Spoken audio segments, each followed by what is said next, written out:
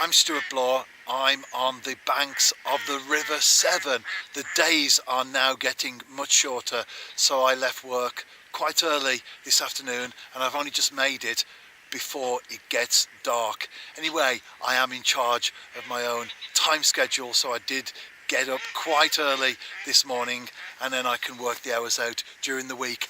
That's something else. What's important is that I've got two rods out there right now fishing boilies. I'm after barbel. The last couple of days in particular, the air temperatures have plummeted.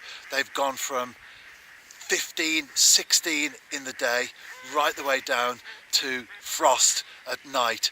And arriving here this afternoon, even though it was still light, the air temperature was 3 degrees Celsius. It's due to get well below that during the next couple of hours. But, and this is what I want to stress in this particular video, air temperature and water temperature do not fluctuate at the same rate.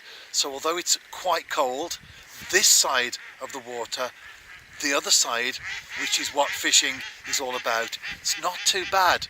This will be my last barbel session for a while though, because it's also not just about temperature, but temperature trend, and that's on the down. Anyway, let me explain that. You could be fishing at 10 degrees Celsius water temperature, but if it's been 15 or 16 2 days previously, that's quite a drop. On the other hand, you could be fishing just 8 degrees Celsius, but if it's been 1 and 2 for a prolonged period of time, that's excellent. So not just temperature itself as a stand-alone reading, but also temperature trend. It is down, but I'm trying to get one last fish out before it gets too low for barbel. I'm often asked about thermometers, and this is the one that I use for my angling. I've just put the battery in. I don't bother setting the time or anything. I'm just interested in the water temperature. The air temperature, I know, that's not important. All that might do is cause me to put an extra layer of clothes on. That's all. What's really important is the water temperature. So that's the thermometer, and then, and this is also key, I've got a 3-meter lead. Now with the lead, one part of it plugs into the thermometer there, and then on the other I've added a bomb to give me some weight to get out there. You put that in the water, allow it to settle for a while because the temperature will fluctuate and change in the initial few seconds. But once it's been out there 5 minutes or so, not even that long really, but I like to keep it out there so that I can see exactly what's going on. And often in sessions during the winter, especially when temperature is absolutely key, I will keep it out there because during the course of the night, people assume it gets colder.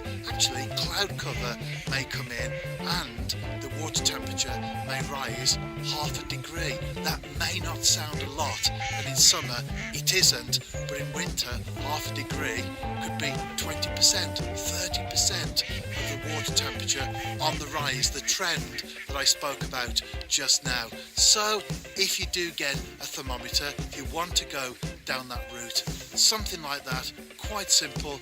Make sure you've got a sensor that's long enough, a lead, because if you've only got a short one, then you'll be just taking the temperature of the shallows. So even in the winter when the sun's up, you could well be getting a false reading.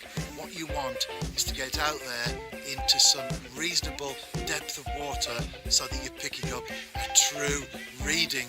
It might not necessarily catch a fish, but what it does in itself, what it does is it gives you in your mind or on paper, if you keep records, an accurate trend of where temperature is going on your local venues, and that may determine what time of the day or night you decide to venture. It will certainly determine what species you go for, what baits you use, what tactics you employ. And in fishing, those fine margins can make the difference between blanking and catching, especially once we hit this time of the year, onwards until we come into spring.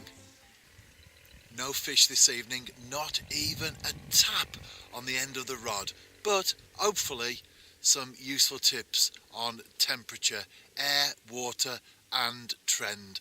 Out and about yourself, tight lines, and don't forget to check out my website.